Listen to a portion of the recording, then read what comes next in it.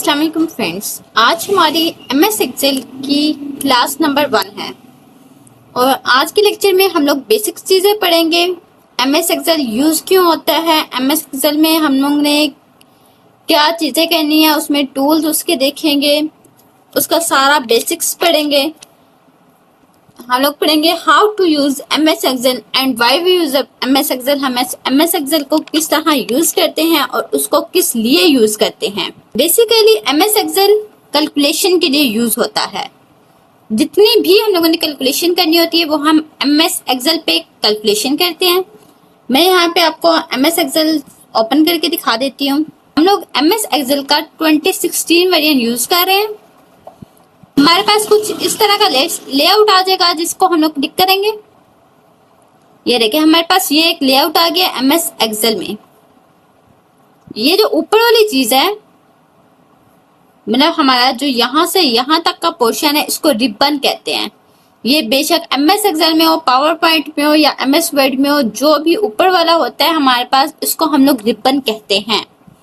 और MS Excel को हम स्प्रेडशीट भी कह सकते हैं, क्योंकि हमारे पास ये जो चीज है, ये हमारे पास ये जो बॉक्स बने हुए हैं, ये स्प्रेडशीट है। स्प्रेडशीट से मिलकर बने हुए हैं। और स्प्रेडशीट किस पे डिपेंड करता है? एक रोज और कॉलम्स पे। हम लोग इसको कलर देते हैं। हम लोगों ने इसको येलो कलर दिया, तो यह हमारे पास क्या है? एक सेल है। ये क्या हमारे पास? एक सेल है। देन अगर हम लोग ये क्लिक करें, जो ये लाइन है रो नंबर 3 जो हमारे पास आ रही है, ये जो हमारे पास रो आ रही है, इसको मैं ड्रैग करती हूँ और इस पे मैं कोई और कलर दे देती हूँ। जैसे कि मैंने इसे ये कलर दे दिया है। एंड देन इसको ड्रैग करती हूँ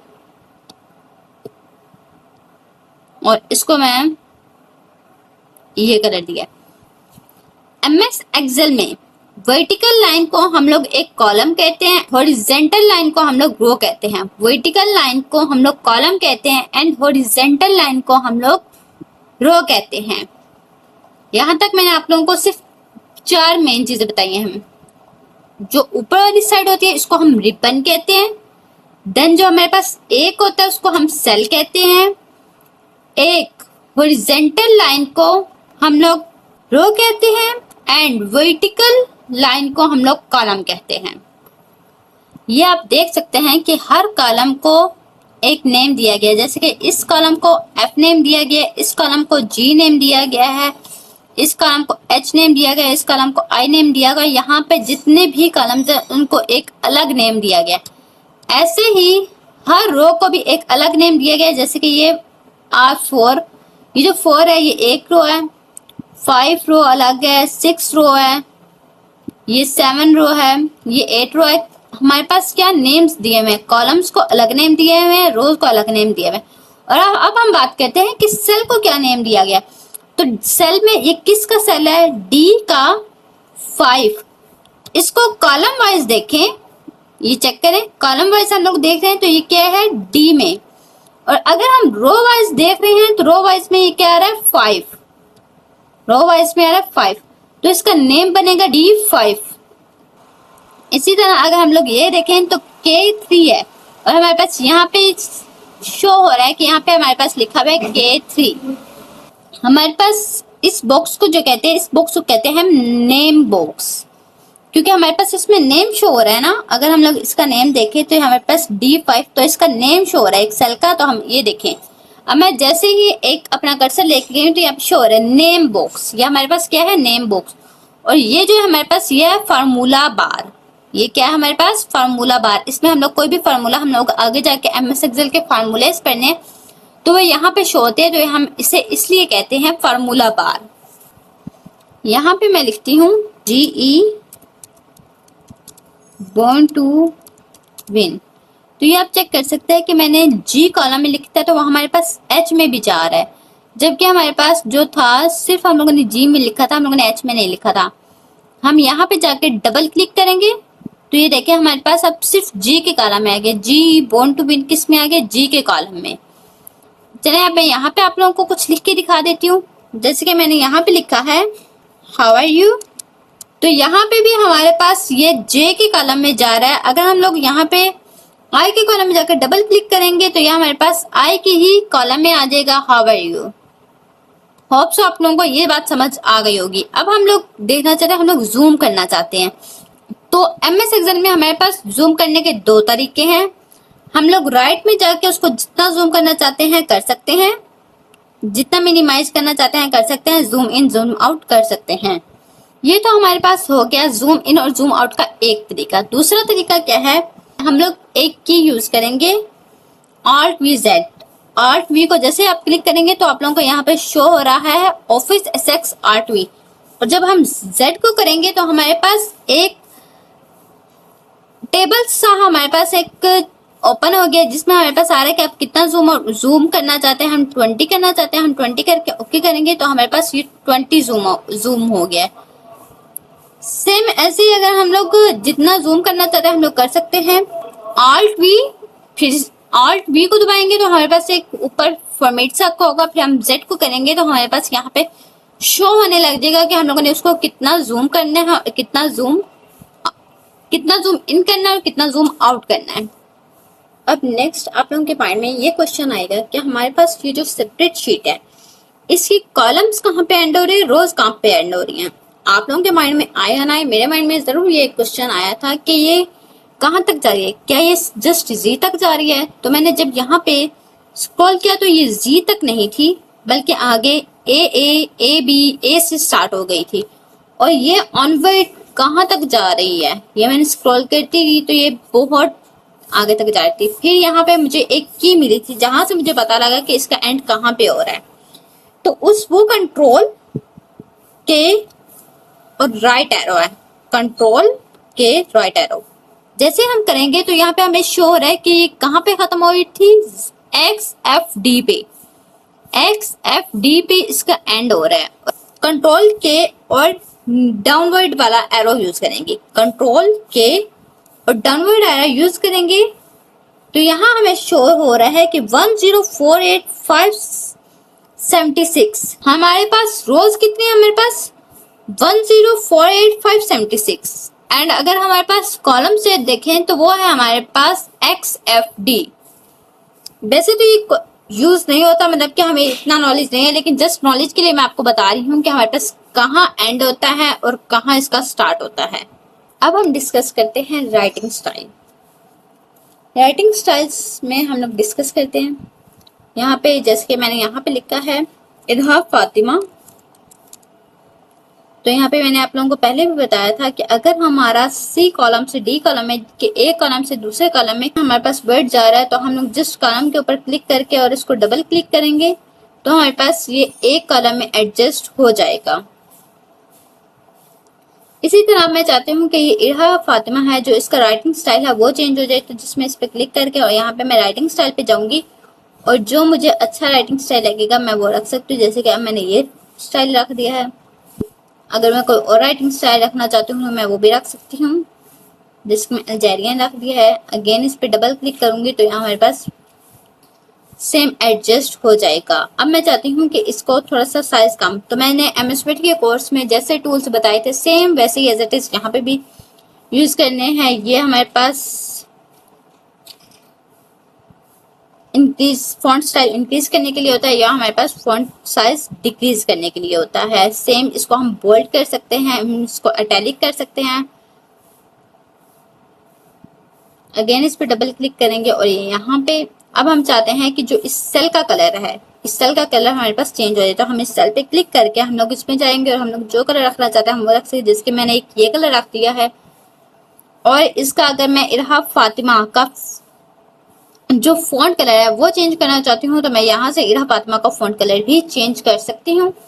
अब मैं चाहती हूँ कि ये जो हमारे पास सेल है इसके सेल पे बॉर्डर आ जाए, तो मैं यहाँ पे जाऊंगी और यहाँ पे ऑल बॉर्डर करती हूँ स्टाइल।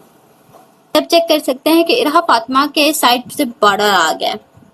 ये देखिए ब्लैक कलर का एक बॉर्डर आ रहा है। हमने यहाँ पे पहले इस सेल को कलर किया, देन हम लोगों ने इरहा फातिमा के फॉन्ट का कलर चेंज किया, इसका फॉन्ट स्टाइल हम लोगों ने चेंज किया। अब हम इसको अंडरलाइन कर सकते हैं। हम लोगों ने बॉर्डर भी लगा दिया था, इसको जूम इन और जूम आउट करना भी सीख लिया। अगर हम लोगों ने अपने कॉलम को बड़ा करना है तो हम लोग यहाँ पे क्लिक करके जो हमारे पास ये सेल है इधर क्लिक करके हम लोग इसको ड्रैग करके इसको जितना हम लोगों ने करना हो हम लोग कर सकते हैं। ये देखिए अब मैंने इधर तक ड्रैग किया तो हमारे पास इधर तक आ गया। सेम एज इट इज इसको हम लोग यहाँ से करके ड्रैग करेंगे तो हमारे पास ये जो सेल है हमारे पास ये इतना बड़ा हो गया। अब ये जो इरहा फातिमा है यहाँ हमारे पास लेफ्ट साइड पे डाउनवर्ड आ रहा है। अब हम चाहते हैं कि लेफ्ट साइड पे डाउनवर्ड ना आए बल्कि हमारे पास यहाँ पे सेंटर में आ जाए। हम इसको सेंट्रलाइज्ड कर देंगे तो यहाँ पर पास नीचे आ रहा है हमारे पास। ये देखिए हमने इस सेंट्रलाइज को किया तो हमारे पास कहाँ आ रहा है, नीचे डाउनवर्ड में ही आ रहा है और नीचे आ रहा है। और अगर हम लोग इधर ही राइट साइड पे करेंगे तो डाउनवर्ड राइट साइड पे आ रहा है।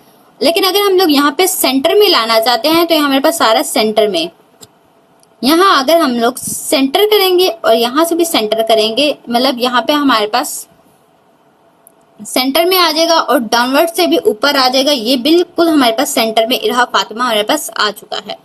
अगर हम लोग चाहते हैं कि इरहा फातिमा हमारे पास ऐसे ना डायगोनल फॉर्म में आ जाए, वर्टिकल फॉर्म में आ जाए तो हमारे पास ये एरो लगा हुआ है, इसको करेंगे तो ये हमारे पास कुछ इस तरह का टेक्स्ट आ गया। अब इस टेक्स्ट को मैंने मर्ज एंड सेंटर कर लिया है। अब मैं जाऊंगी इस पे। अब यहाँ पे एंगल क्लॉकवाइज पहले क्या था, अब मैं angle and clockwise. Vertical text लिखना चाहते तो वर्टिकल लिख सकती हूँ। मैं रोटेट टेक्स्ट अप करना चाहते हैं हम लोग ऐसे कर सकते हैं। हम लोग मतलब अपनी मर्जी से जो जहाँ पे हम लोग अपना टेक्स्ट लिखना चाहते हैं हम लोग वहां पे लिख सकते हैं। जैसे कि अगर हम लोगों ने ये हाउ आर यू लिखा और मैं चाहती हूँ कि हाउ आर यू इन लाइन्स में आ जाए, इतनी लाइन्स में, तो मैं इनको क्लिक करके मर्ज एंड सेंटर करूंगी। यह हमारे पास डाउनवर्ड आ रहा है, मैं यहाँ पे जस्ट ऊपर ले जाऊंगी तो यह हमारे पास ये देखिए इस तरह हमारे पास सेंटर में आ गया है। सेम इसमें भी शेड कर देती हूँ तो ये आप लोगों को नजर आ रहा होगा हम लोगों ने मर्ज एंड सेंटर किस तरह किया है, अपने कॉलम्स और रोल्स को मर्ज किस तरह किया है। अब हम लोग देखेंगे कि हम लोग एक कॉलम या एक रो को डिलीट किस तरह करते हैं। सेम एज इट इज हम लोग इधर क्लिक करेंगे एंड राइट क्लिक करेंगे तो यहाँ पे आ रहा है डेल। जैसे हम डिलीट करेंगे एंड ओके करेंगे तो हमारे पास ये देखिए अब हमारे पास ये जो 2 नंबर वाली रो थी वो हमारे पास डिलीट हो गया है। जस्ट लाइक मैंने हाउ आर यू वाला कॉलम को डिलीट करना है, हम इस पे क्लिक करके हम लोग डिलीट करेंगे देन ओके तो ये देखिए अब हमारे पास डिलीट हो चुका है। इसी तरह ये जो के हमारे पास लिखा हुआ है हम लोगों ने ये 14 रो को डिलीट करना है। हम लोग डिलीट पे जाएंगे, राइट क्लिक करके डिलीट करेंगे एंड देन ओके करेंगे तो ये देखिए हमारे पास ये भी डिलीट हो चुका है। हम लोग यहाँ पे जस्ट लाइक मैं यहाँ पे कुछ भी लिख देती हूँ और अगर हम लोग इसको भी डिलीट करना चाहते हैं तो राइट क्लिक करके हम लोग डिलीट करना है एंड देन डिलीट हमारे पास हो गया है।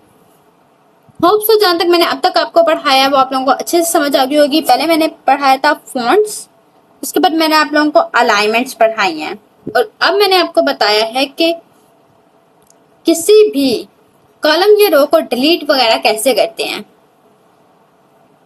अब हम लोग पढ़ेंगे कि हम लोग MS एक्सेल की शीट में एक टेबल को क्रिएट कैसे करते हैं।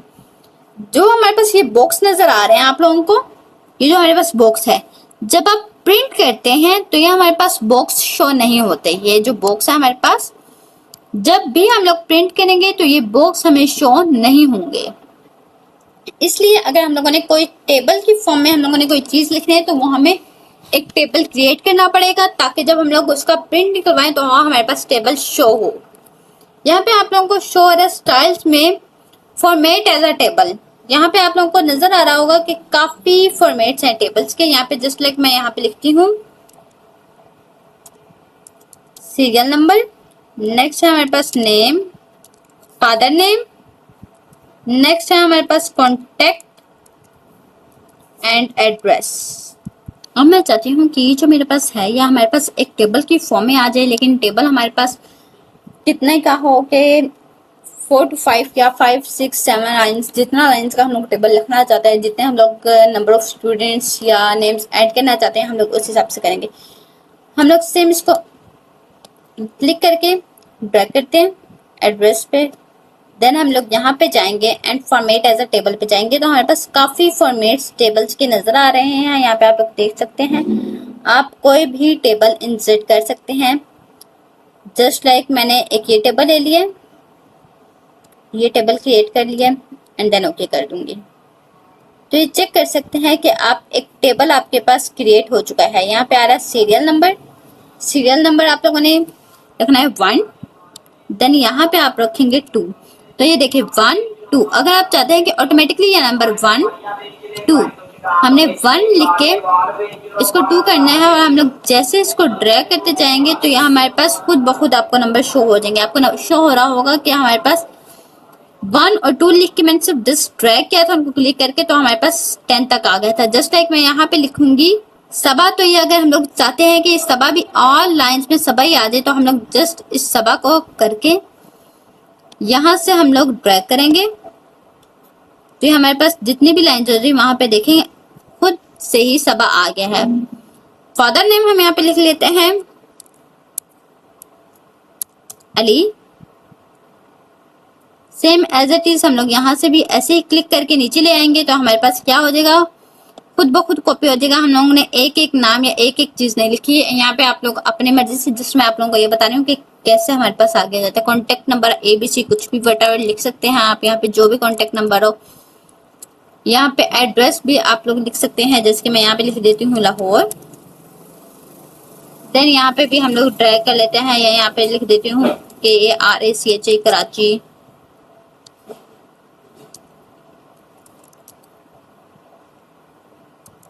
इस्लामाबाद, पिंडी। और अब हम लोग इसको पकड़ के